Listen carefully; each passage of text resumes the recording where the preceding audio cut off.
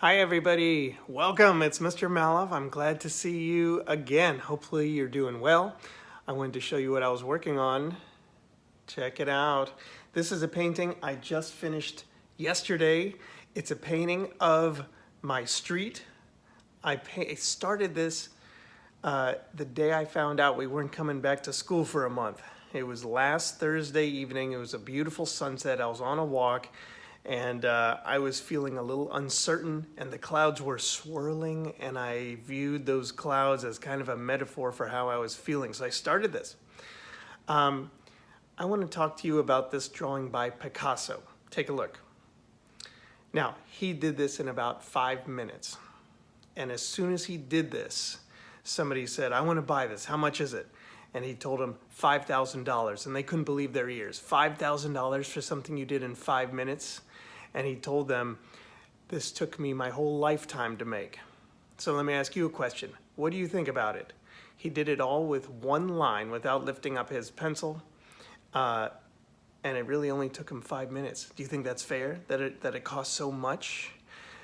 How is that different from people selling big boxes of toilet paper for more than they're worth now, or big bottles of hand sanitizer for $100? Do you think that's the same thing or different?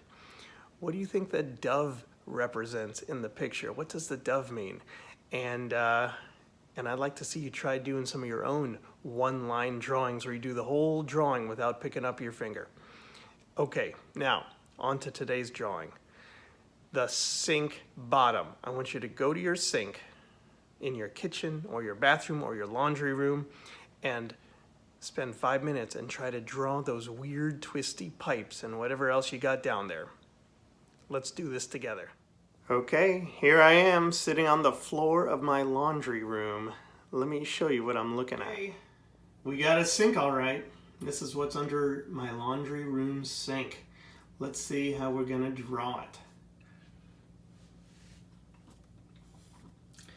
All right, so once again, I'm going to start by making light practice motions, and then once I have a good line, I'm going to start to press down a little harder and harder and harder, saving my darkest lines for the end, okay? So I'm starting one thing at a time, going slow and steady, and I'm constantly referencing what I'm looking at. So I'm looking back and forth at the pipes there. Now, I first did this assignment when I was 16 at North Central High School. My drawing teacher assigned us over the weekend to draw in our sketchbook this exact thing, to draw a picture of what's underneath our sink. And I thought it was the most ridiculous thing at the time, but I can really credit that assignment with what turned me into an artist, because after I did that, after I sat under my sink and I drew what was underneath, it really gave me confidence to be able to draw anything I wanted, and seeing how I could make it look good really turned me into somebody who was addicted to art. Now, I had a much more interesting sink back then. My sink was one of those old-fashioned ones that was made out of metal, and so some of them, the metal was shiny, and some of it was rusted and had all sorts of different textures. These modern sinks, like I have here, are made out of plastic, so they're still interesting to look at, and they're still having some shadows and reflections in it, like I'm adding now. But it was a little different. Now, once again, notice I'm using the side of my pencil to make a smooth shadow. I can use my finger to smooth it out even more and give it that soft shadow. And I'm going slow and steady, but I'm not taking any breaks.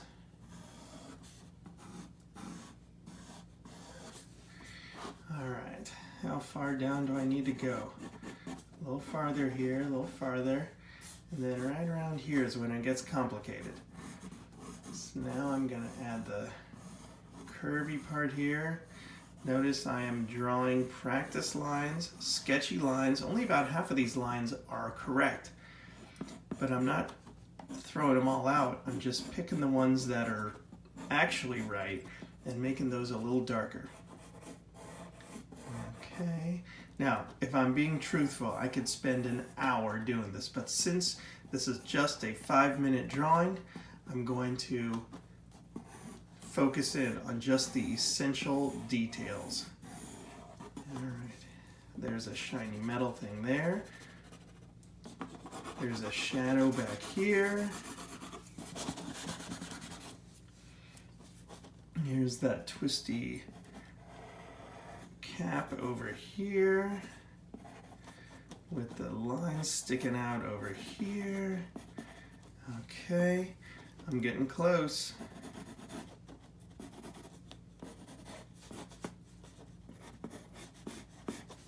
Let me add a few more of those reflections and shadows on the plastic thing, and then I think I'll call it a day.